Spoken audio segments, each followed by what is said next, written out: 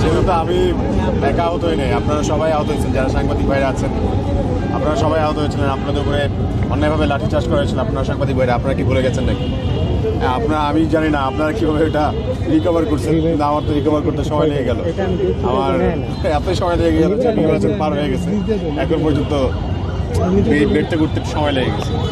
আমার কথা বাদ দেন, আপনারা তো দেখছেনই যে ওখানে মা বন্ধুর উপরে কীভাবে হামলা করছে, তাই না?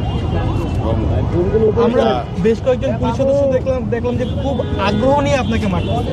হ্যাঁ, আপনি কি তাদেরকে আইডেন্টিফাই, এই যে বাইরে কি পরিকল্পিত কিনা আপনার কাছে কি মনে হচ্ছে? আমার কাছে এরকমটা মনে হচ্ছে, যেমন নূর ভাইকে আপনারা জানেন তো, আমাদের নুরুল হক নূর ভাইকে যেভাবে পিটিয়েছিল, হ্যাঁ আপনারা দেখেছেন না কীভাবে একদম হার ভেঙে দিচ্ছে।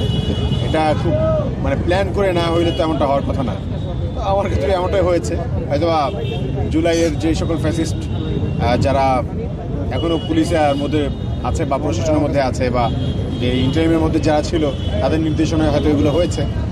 অথবা এমন হতে পারে যারা নির্বাচনে মনে করেছে যে এই ছেলেটা হয়তো আমাদের জন্য থ্রেট, তারা হয়তো করেছে।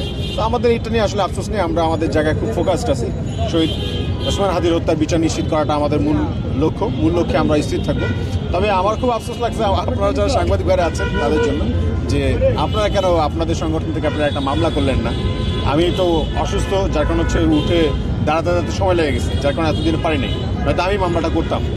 তো আমাদের এখনো সময় আছে, আমরা প্রত্যেকটা মায়ের যারা আমাদের মা বোনের উপরে হামলা করছে, আমরা সেটার হিসাব অবশ্যই চাইবো।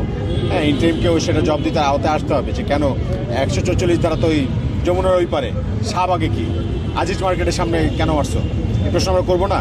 এই প্রশ্নটা তো আমরা করবো যে তুমি কেন মারছো। ভিডিও চিত্রে যেমনটা দেখতে পাচ্ছি, আপনি টোটালি নিরস্ত্র ছিলেন, আপনার হাত ফাঁকা ছিল এবং আপনি একজনকে বাজানোর চেষ্টা করছিলেন।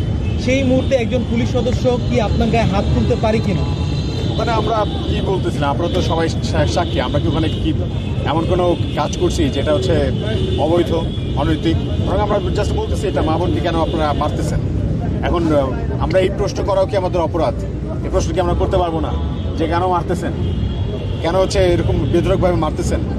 তো এটা বলার সাথে সাথে যদি হামলা করে দেয় পুলিশে, আসলে পুলিশ না, এটা তো হচ্ছে একটা জঙ্গিবাদের লক্ষণ। পুলিশের মধ্যে যদি জঙ্গিবাদ থাকে, এবং আপনারা দেখছেন যে মারার পর আমার ফোন কিন্তু নিয়ে গেছে পুলিশ, চুরি করে নিয়ে গেছে। একজন পুলিশ কিন্তু চুরি করে আমার ফোন নিয়ে গেছে, আপনারা জানেন কিনা?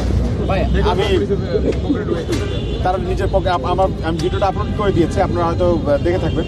আর যদি না দেখে থাকেন, আপনাদের সাংবাদিক ভাইদের কাছ থেকে আমি ভিডিওটা পাঠিয়ে দিব না। আপনারা দেখে নিন যে পুলিশ যদি চোর হয়, তাহলে আসলে আমাদের কোনো জিনিস যদি হারিয়ে যায়, আমরা কার কাছে বিচার দেবো? এটা গুরুত্বপূর্ণ না, আমাদের জনগণের নিরাপত্তা কে দিবে?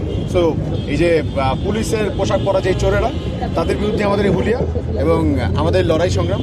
সো আমরা সেই জায়গায় অটল থাকবো, এবং আমরা প্রত্যেকটা সাংবাদিক শুরু করে যতগুলো আমাদের মা বোনদের উপরে হামলা হয়েছে, প্রত্যেকটা হামলার আমরা বিচার চাই, এবং শহীদ ওসমান হাদি হত্যা বিচার নিশ্চিত করতে হবে।